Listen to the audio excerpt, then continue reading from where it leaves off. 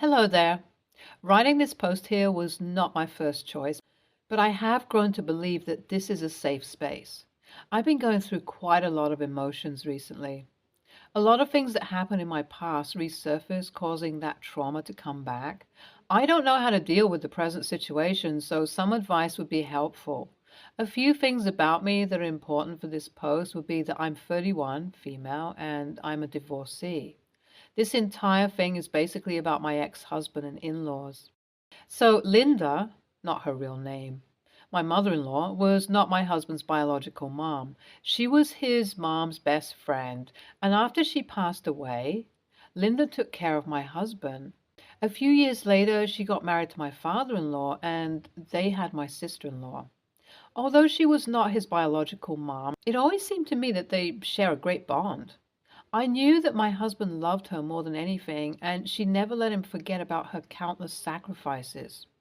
After my marriage, I do not recall living in peace for one single day because of my mother-in-law. No matter what I did, she was never pleased. She had made up her mind to be my enemy for no reason at all. I felt like Linda felt some sort of authority over her son and did not want to let that authority slip away because of me. I was not trying to steal her son. I was just trying to be a good wife. I really believed that everything could be sorted and she was just being overprotective.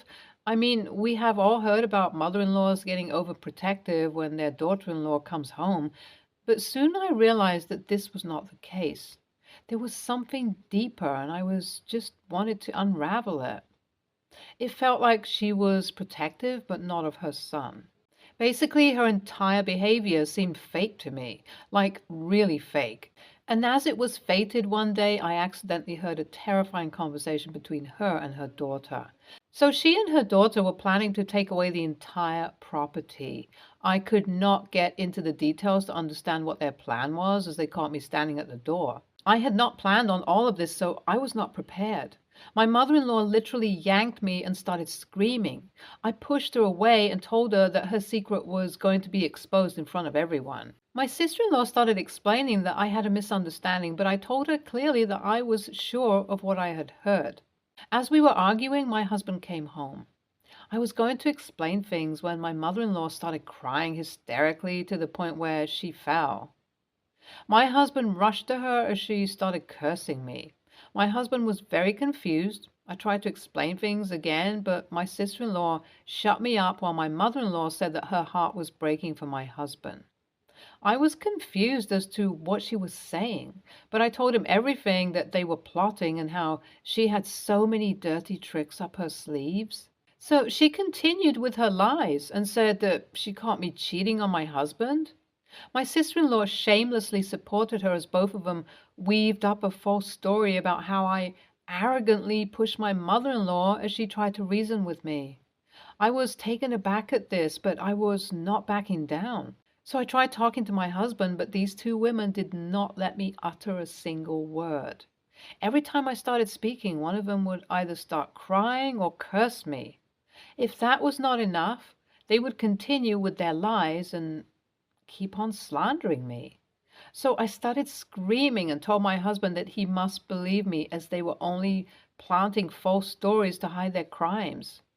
My mother-in-law went to my husband and looked him straight in the eye in an attempt to manipulate him. She started her melodrama with cliché sentences about how much she sacrificed for him and how she always treated him as her son, so there was no possibility of her even thinking of something as vulgar as this. I tried hard to reason with my husband and make him understand, but he did not listen to me. He did not listen to one single word and blindly believed his selfish family. I felt like I was stuck somewhere without any hope.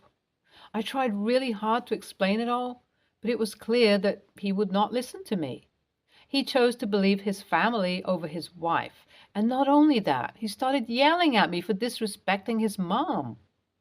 His mom took the perfect opportunity to bring in the most dreaded word: divorce. She was quick to say that a divorce was the only solution left, and my sister-in-law agreed. Then she started talking about how she caught me with another man trying to infuriate her brother. I started crying and begging my husband to hear me out. I looked at the two evil women standing and asked them if they had any proof. To this, my mother-in-law asked my husband if her words had lost their meaning now. She started getting emotional again and manipulating him by saying that she would always want to see her son happy and that she did not need proof for her son to believe her. And as you all may have guessed, he believed them. And that's how I got divorced. There, I said it all and emptied my heart. I will not go into much detail regarding the healing process because it was the most difficult thing I've ever had to do. Thinking about it makes me feel like crying. Just know that it was not easy. I changed my job and went to a different city. My husband went no contact with me and I was miserable. For 3 long years, it was difficult to trust someone or open up, let alone think about the possibility of dating anyone. But life was going on and I was surviving. Slowly, my spark was coming back, and so did my ex. Yeah, that happened. I did not want him to come back to me. There was a long time when I expected him to be there, but he was not. I cried myself to sleep, and it made me believe that our relationship was over. With time, things were starting to feel normal again. But then there is my ex, contacting me, showing up on my porch, crying and begging for forgiveness. He gave a really long speech, both in person and over text, where he appreciated how good I was and how evil his own family were. He said that they robbed him of everything except for me, so I corrected him and said that they robbed him of everything, including me. Should I have been more considerate? Update 1. It's been like 3 days and things are not changing. My ex-husband did understand after I repetitively told him that I was done and was not coming back, but he wasn't looking like he was convinced. We had a chat and he told me that his stepmom took everything away and, like a fool, he gave in to her manipulations. I guess that's what we do when we love someone, and he was completely in love with this selfish woman. He admired and adored her and never thought of her as a stepmom. For him, it was his real mother, only if she had shared similar sentiments. But what happened to me was not okay either. I was simply slandered and tossed aside. Being my husband, the least he could do is hear me out, but he didn't bother to do that either. He believed all those terrible things about me and doubted me. Even if I tried to forgive him, I would never forget this humiliation. I was bitter towards him for years, but seeing his condition made me realize that I don't need to be bitter. Karma balances everything. I read about the concept of karma recently, and it has been enlightening to say the least. Update 2. It's been a week since I had that conversation with my husband, and things are simply weird at this point. He expects me to be his friend, at least, if I'm not willing to go back to him. I mean, that's what he said. He's really miserable. He told me that all his friends have suggested that he sues his stepmom for unlawfully getting his signatures and taking over the entire property. But he doesn't have it in him to face her in court. So I, as someone who has been the victim of this evil woman, decided to try my hand at explaining things as well, and somehow he was convinced that suing her would be the right thing.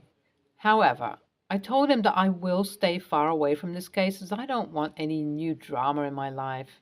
He asked me if I didn't want to see her getting punished. To this I replied that for a long time I did because I wasn't able to let go and that hurt me. I'll be glad if she gets what she deserves, but I do not want to be associated with it. It will only bring back the bad memories and I don't want that. I've picked myself up all alone after a lot of struggles, and I'll not let anybody push me back into that zone again. That's not happening.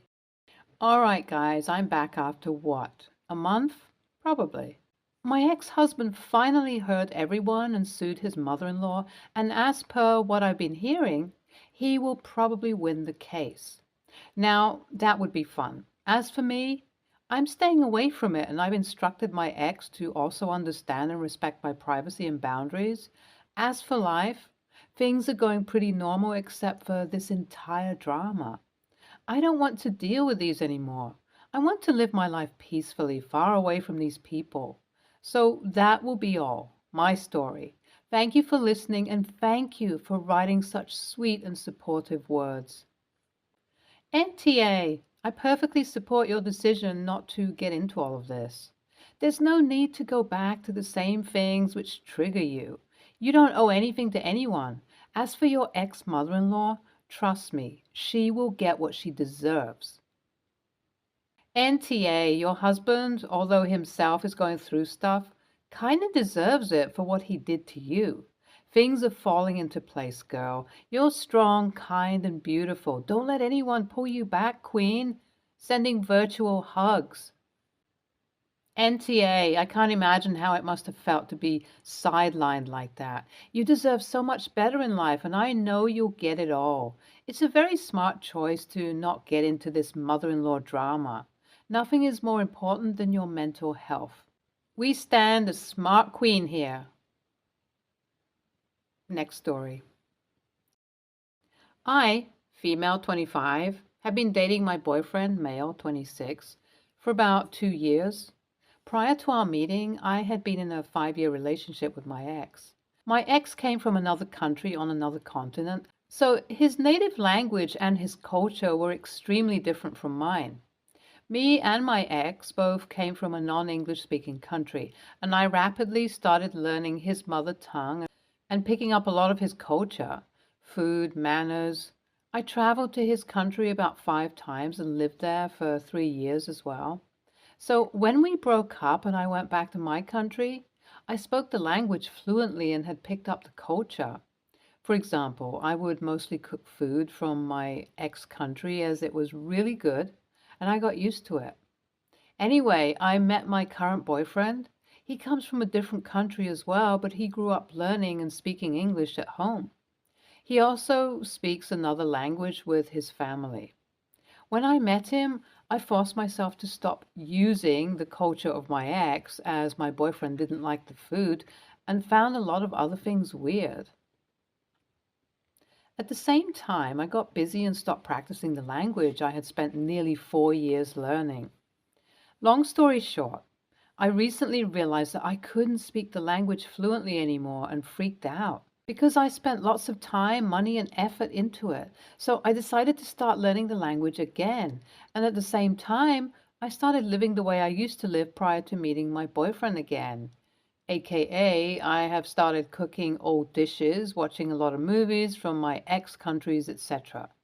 I feel like I'm reconnecting after a long time.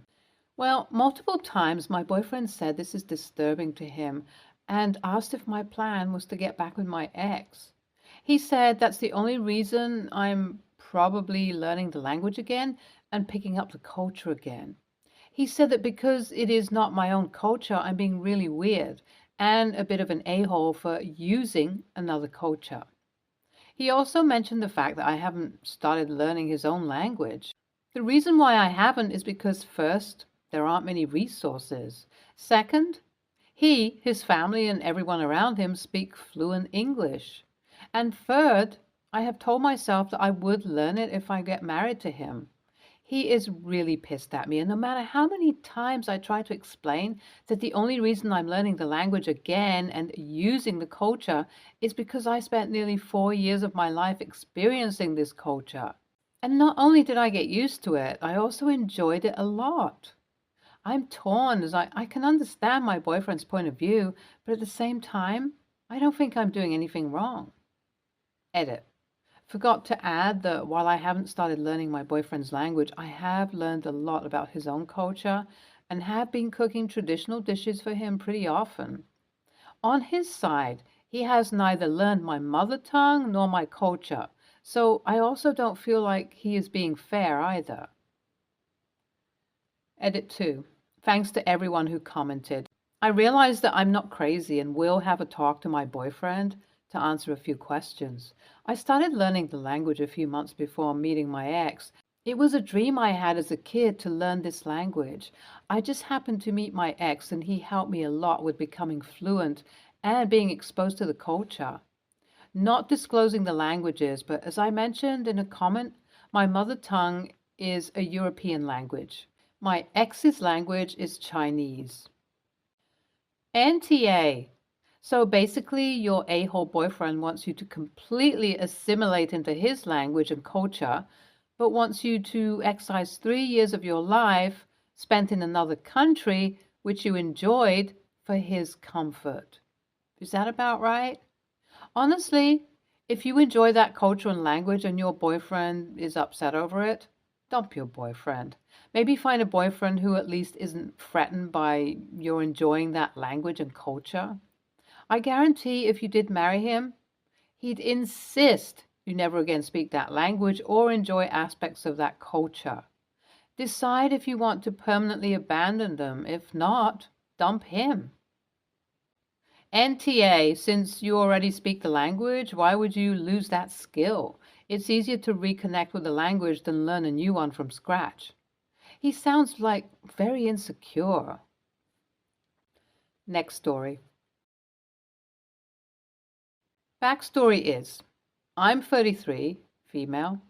Brother, 38, male, has had a drug problem for a number of years and has been arrested multiple times for possession and theft, but never actually served any significant jail time because of plea deals and opting for longer stays in rehab facilities over short jail sentences.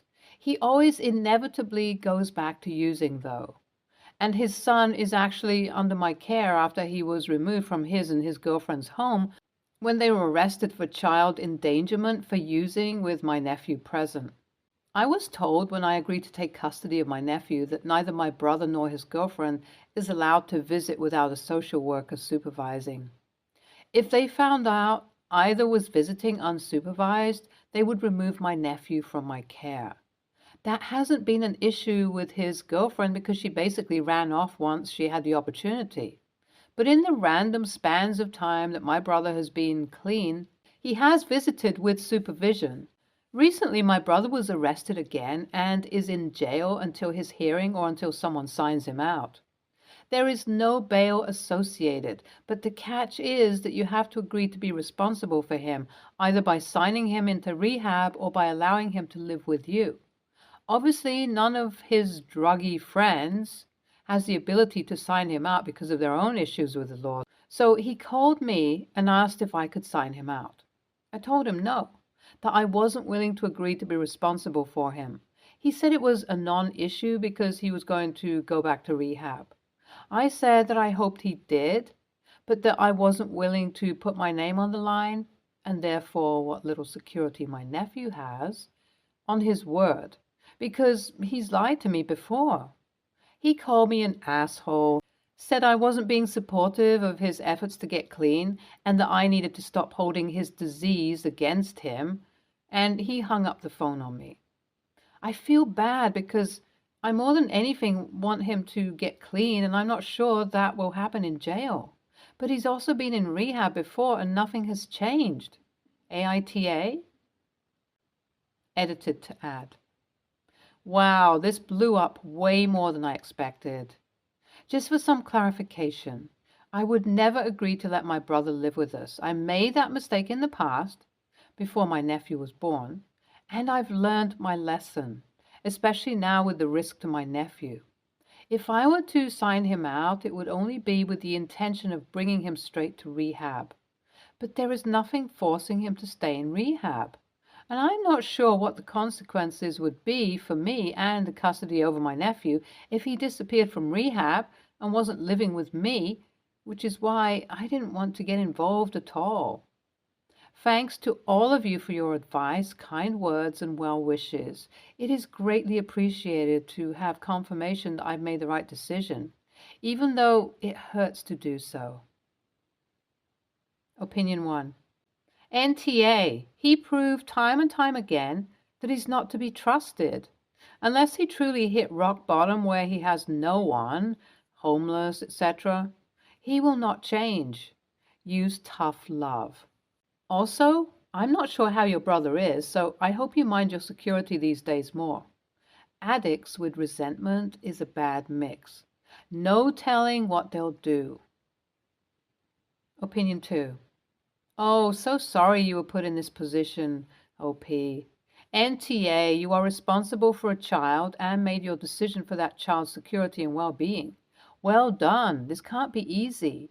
Your brother is an adult and is responsible for his current situation, even if he has a disease that keeps putting him there. Hold firm to being the trustworthy adult your nephew needs. Opinion 3. NTA, you are doing what you need to do to protect your nephew and yourself. Your brother is attempting to manipulate you. Do not let him do so. Stay tuned for more stories from our girl relationships.